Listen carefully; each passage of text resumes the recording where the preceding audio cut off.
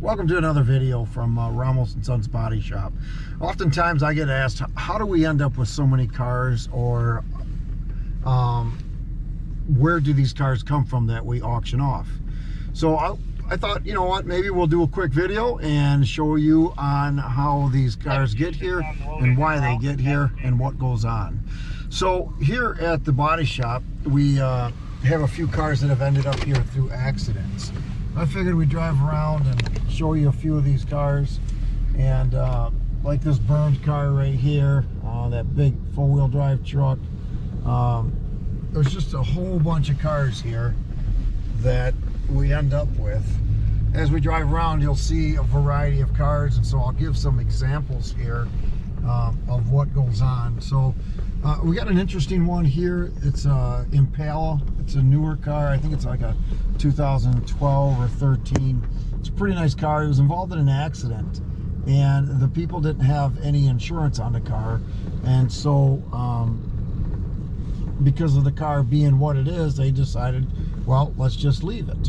And so they had it towed here. We did the estimate. They decided they didn't want to fix it. They decided they wanted to go buy another car, and so they just left it here. When we tried to contact them, we didn't end up with any information on it, and so that's how that one ended up here. I want to show you another one. It's kind of a weird one. We don't get it every day, but we do get this other one here. So we're gonna drive over here real quick. It is a 2016, I think it is. It's a Ford. It's sitting in the back here.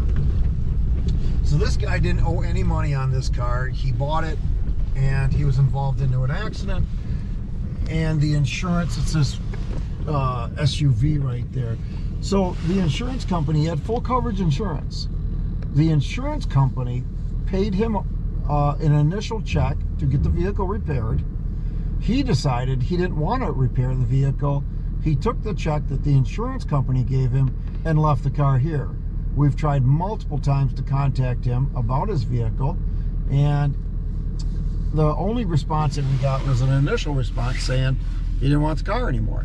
So we tried to find out as to whether or not we could get the title so we could dispose of the vehicle, and we've had no luck contacting him. So it sits here, and it's been here maybe 4 or 5 months since the whole process started. So he had full coverage insurance. The car was paid off. It's a late model vehicle, and now we're gonna we filled out the paperwork through the state of Michigan, and we will get that paperwork. Once that's in, we will then sell it at public auction. So, you know, again, you know, these cars are here for so many different reasons. Some are police investigations.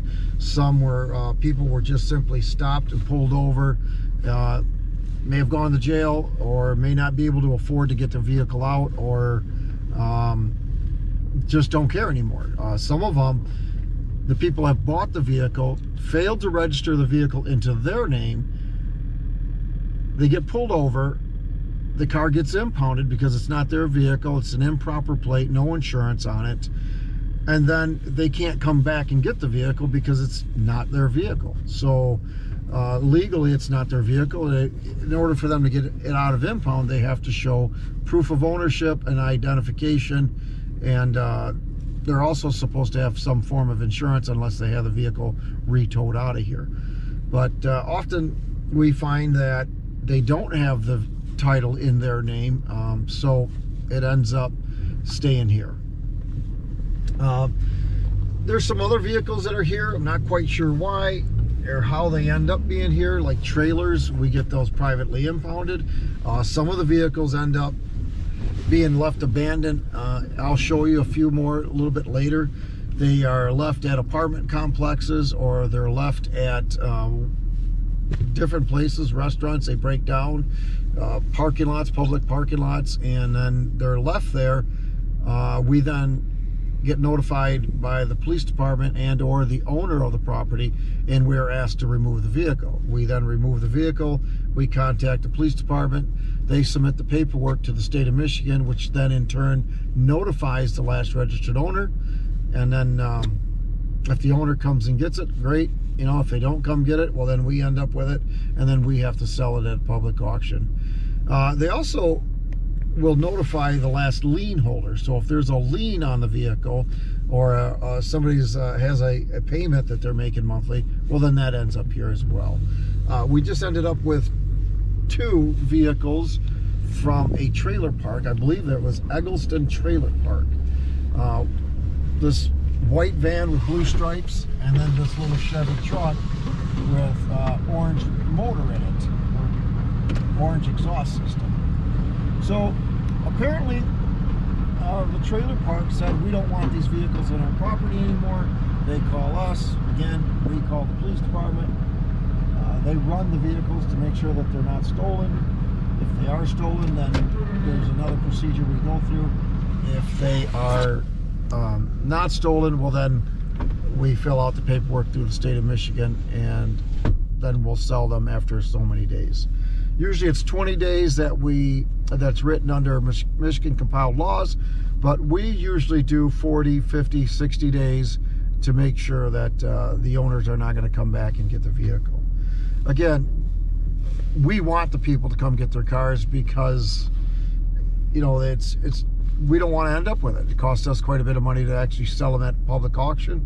I believe some of the fees are $55 each car or $60 a car. So we try to negotiate or make it possible for people to come pick up their vehicle. All right, so we'll go to another lot. We do have 3 lots, 2 in Muskegon, 1 in Ottawa County. But for now, we'll just show you some more cars over at our